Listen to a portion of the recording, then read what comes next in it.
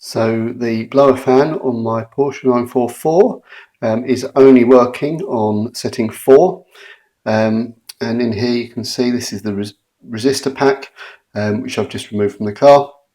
And apparently one of the fixes is to soak the resistor in vinegar, and just going to put that in, and let's see, it should then get the fan working again.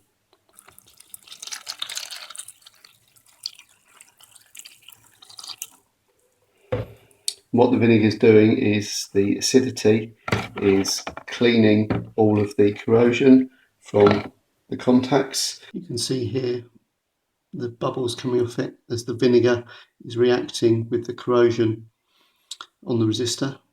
So the resistor's now been dried and refitted under the engine bay. Just gone into the car to check whether it works, and all 4 settings are now functioning. So it's a really good, cheap way to be able to get the heater fan working on your 944. The part, I believe, is either no longer available or at very expensive prices, so it's definitely one where if you can fix the existing part, it's well worth doing.